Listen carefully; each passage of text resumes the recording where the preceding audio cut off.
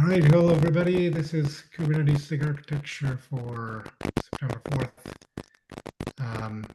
And thanks all for joining. We have one agenda item today. So Tim, all clear. It's all yours. Hello. Do I need some permission to I just gave it to you. present? Great.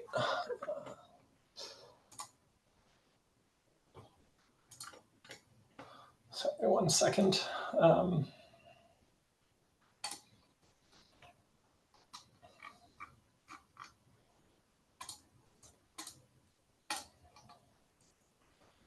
Share screen. Okay. Yeah, let me first kind of introduce the what we're talking about here. I had opened this issue to codify feature gate dependencies. This came up in a code review where we were looking at a feature gate that was sort of a sub-feature of another feature. I can't remember exactly which one it was, but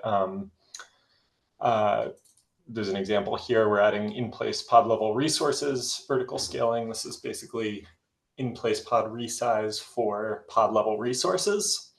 And so this is a feature that only makes sense if you have both pod level resources enabled and in-place pod vertical scaling enabled. And so there's some questions about, like, do we check all three of these feature gates everywhere we use it? This got into some discussion of, like, can we kind of actually, it was on the in the API review.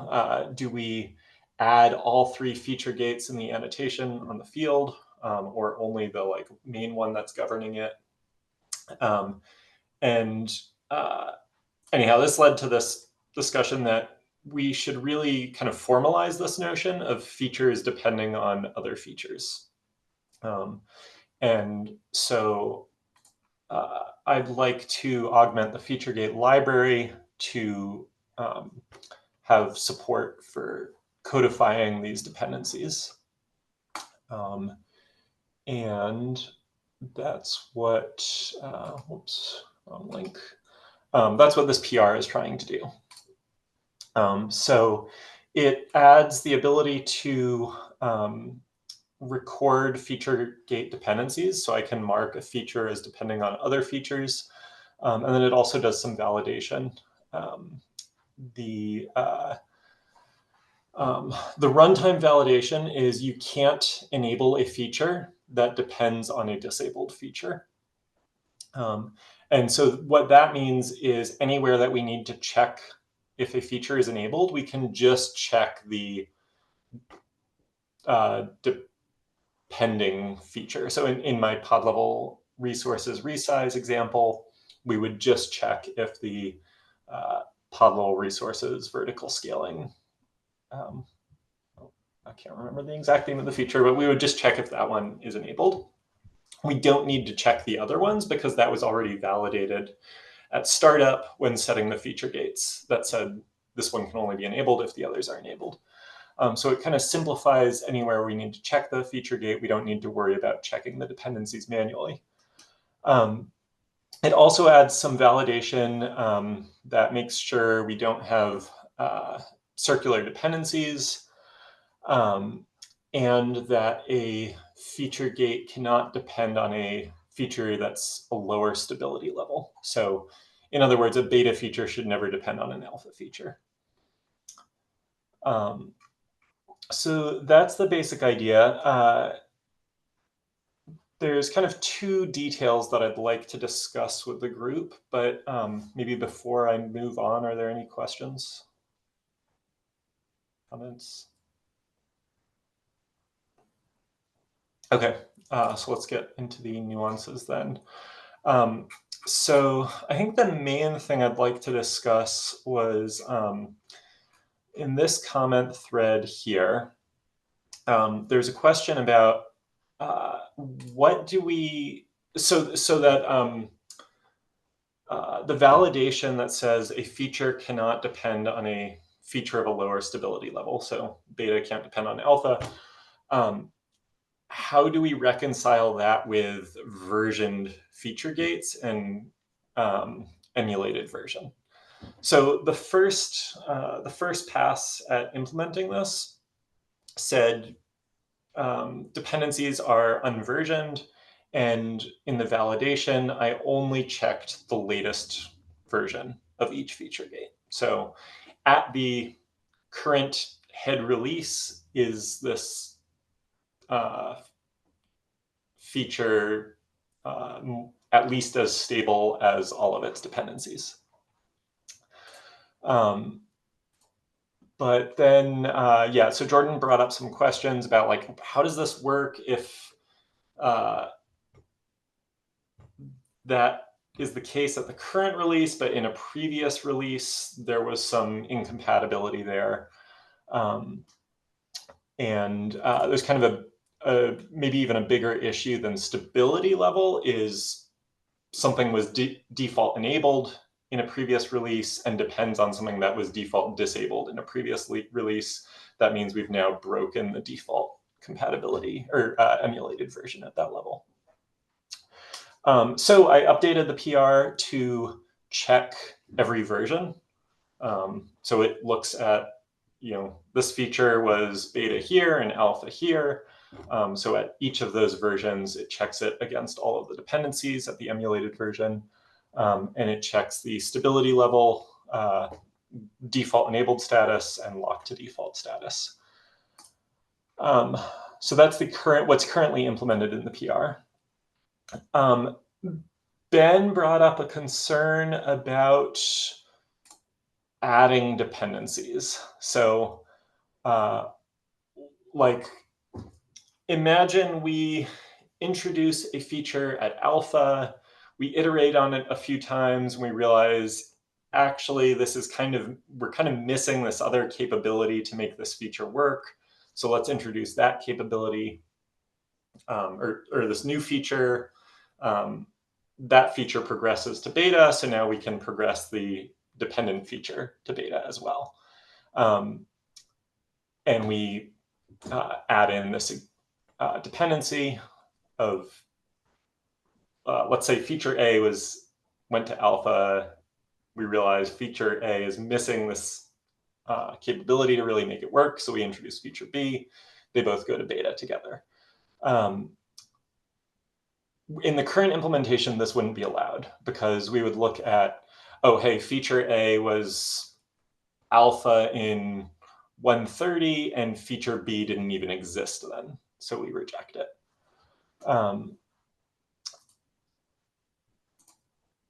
I think there's kind of two options.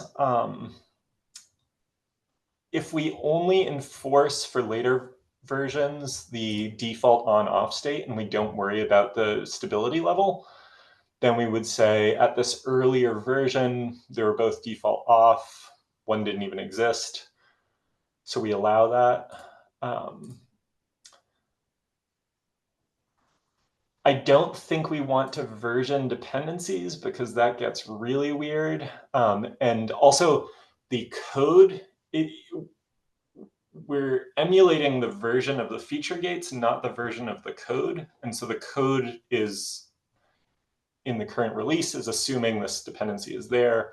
And so we can't say that just because you're emulating an older version, the dependency isn't there.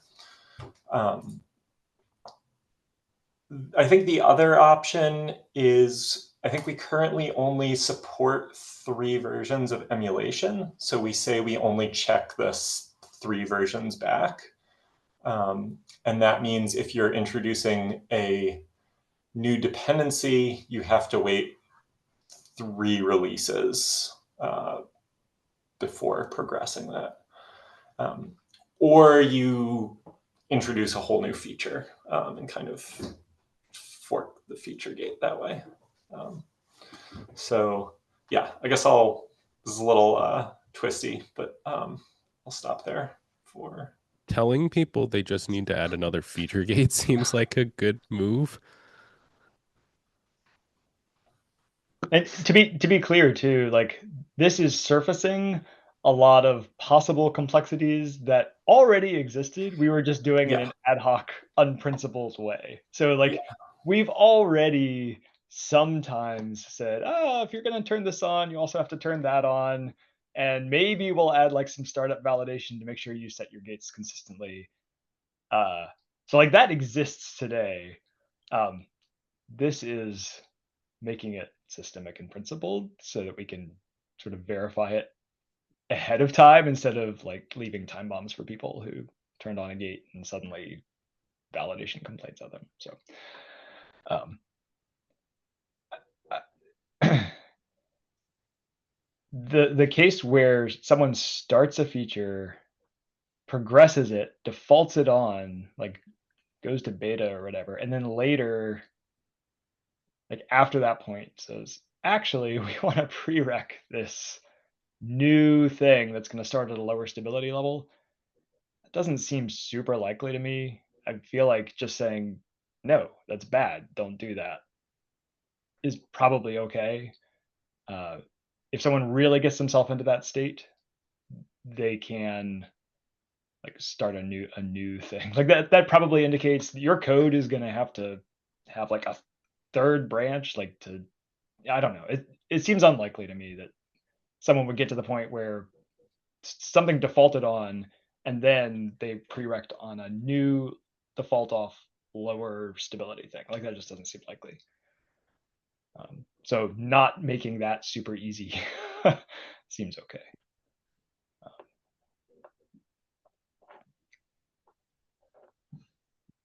Yeah, I kind of feel like we should enforce this, and because like you already should not have been doing this, or like we need to have the conversation now that we're building this tooling, but it the the things that this conflicts with were already bad ideas, and I think that um if we are going to enforce it, we should enforce the best practices for emulation version. And if you have branching logic that won't be compatible across versions, and that even before we had compat version, that was a pretty good indicator that you should have a new feature gate. It's not the same thing anymore. So I think what the current state is, like checking the invariants we want back to all the versions you can still emulate. I think that's probably fine. So should we reduce it to only checking the latest 3 versions? Yeah, probably so. You can't actually run the binaries setting feature states, emulating stuff beyond that point anyway. So I'm not sure we really care beyond that point. Sure, sounds good.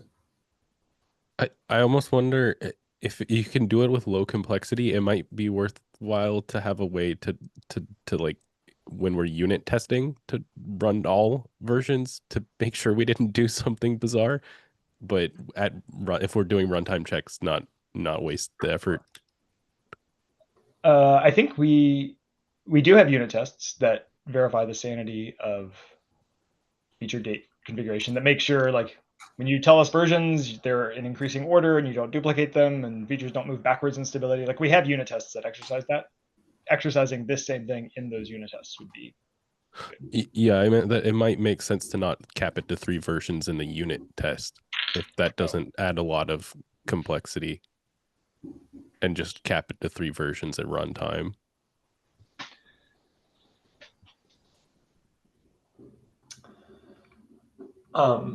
This is where we add the dependencies. It's in an init function, and this will panic if the dependencies are invalid. So this would effectively be caught in any unit test. But yeah, this is the piece that I was proposing. We'll only make this do the validation 3 versions back.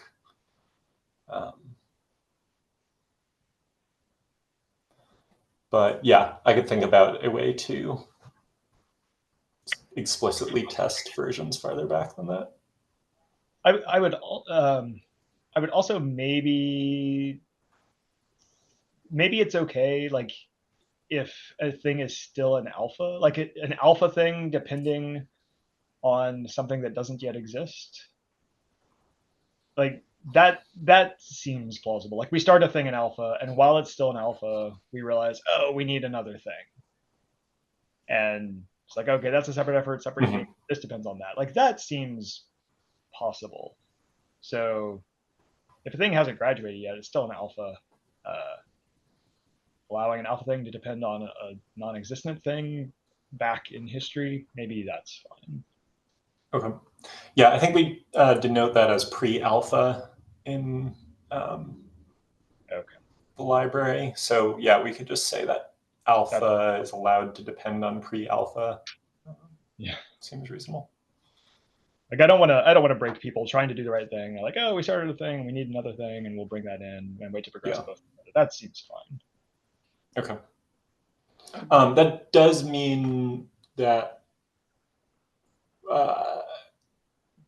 with compatibility version, you won't be able to enable the feature at earlier versions, but I think we don't care about that with alpha. Alpha stuff is supposed to be out of bounds for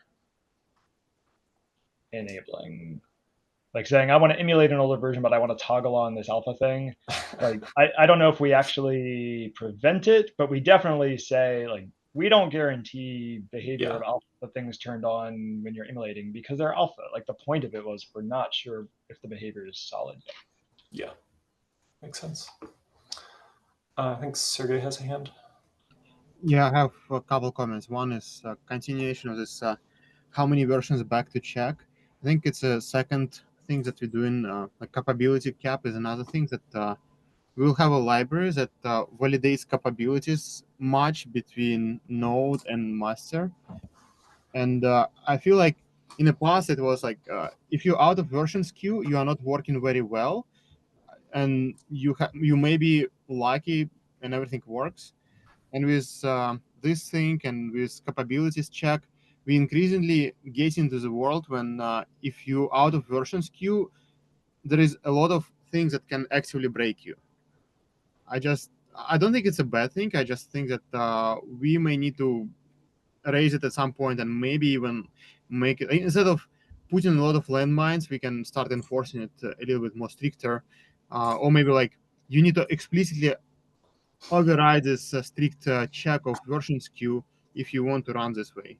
Otherwise, we have so many landmines and so many things that customer may get into the problem with that it makes it really hard for cluster admins and users to understand what's happening.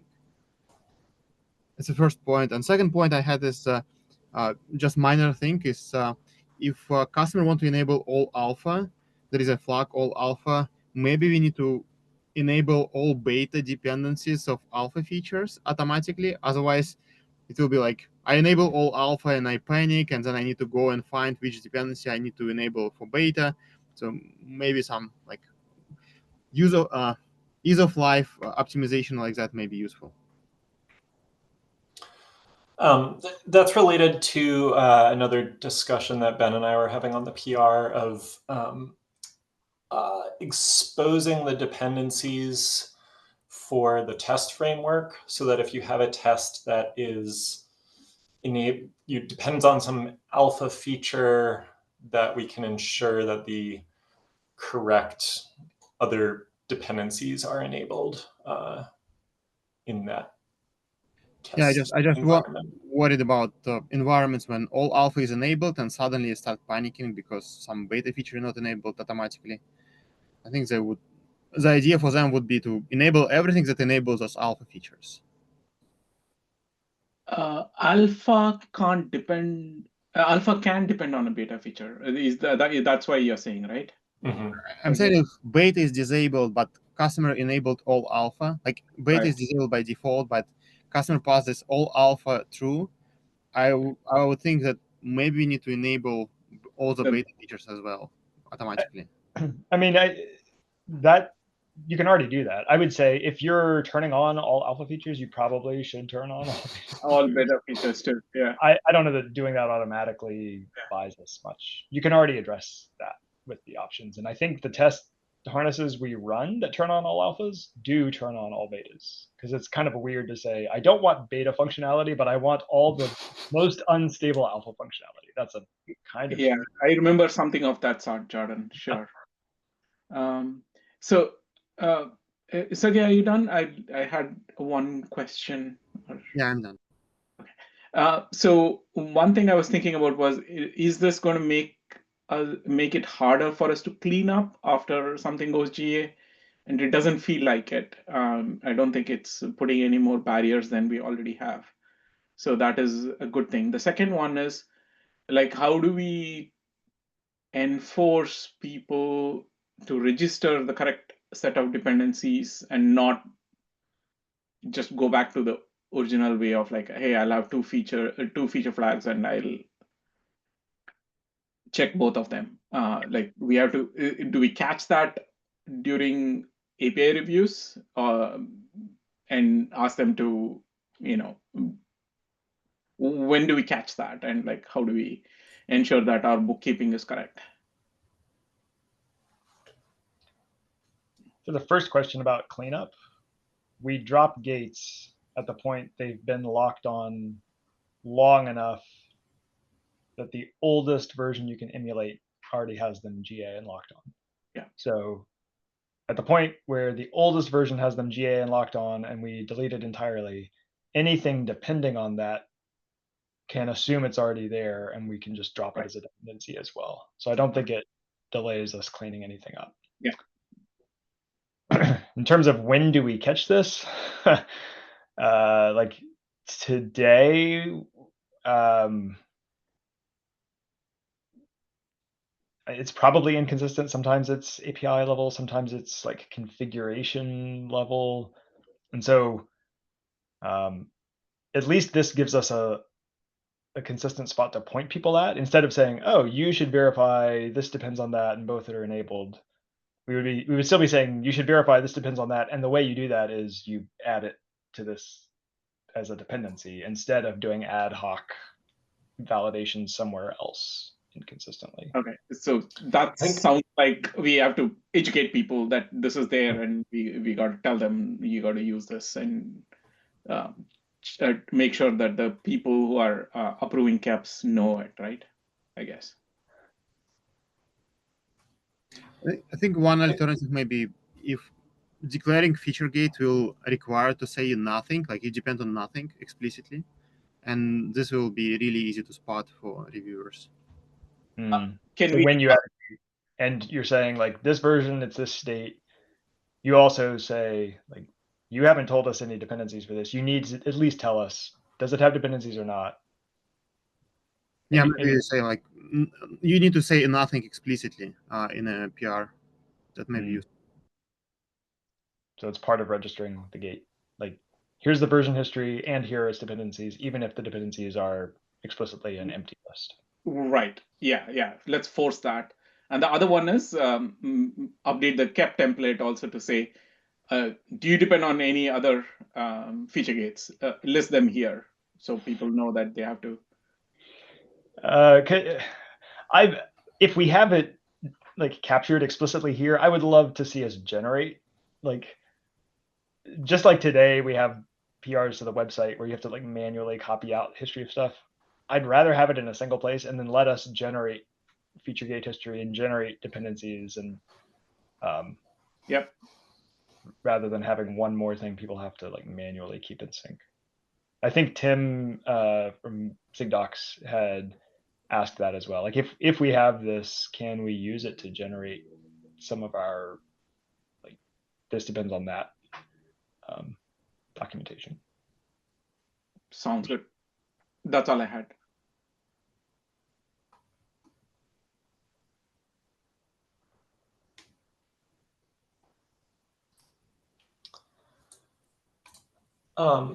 So I think so far the takeaways that I've heard are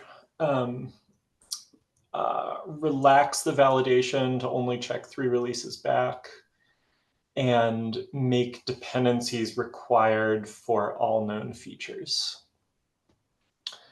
And maybe relax to allow alpha to depend on, historically, alpha to depend on pre-alpha. Right. Yep. Thanks. The one other question I wanted to raise, so the API for this, I implemented it as a separate function, taking a separate map of features to dependencies. In Cube features, it looks like, let's see.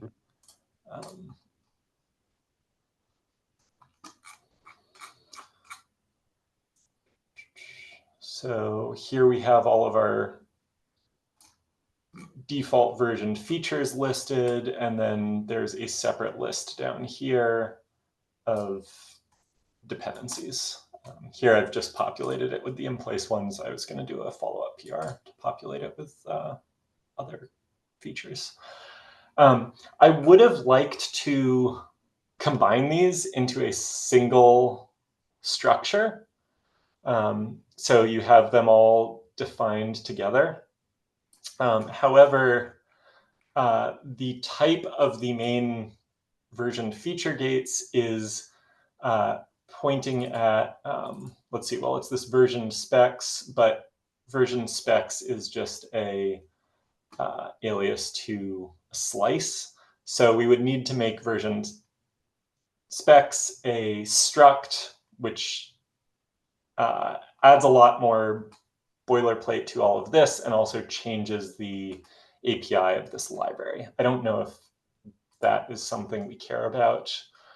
Oh, Tim, I care about it because you're going to break all my tooling, which validates all this feature gate stuff. We'll have to rework that. But, it's doable, but, let's iterate first. Let's have it as a separate thing. And then once we like it, then we can change the API and the structure. Yeah. We had a similar thing when we went from a singleton to a list of version things. We had a migration period, and then we ended up like replacing the whole thing and burning it down. Right.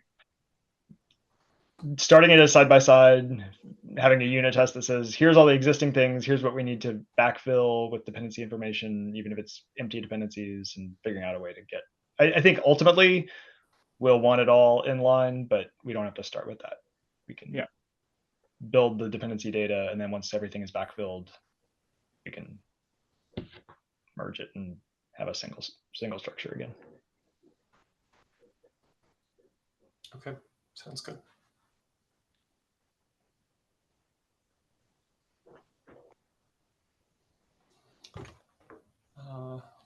That's all I had. Anything else? Thanks a lot, Tim, for doing this. Okay, all right. Well, thank you. I guess if that's it, no more agenda items, we get half an hour back. So thank you, everybody. Bye, everyone.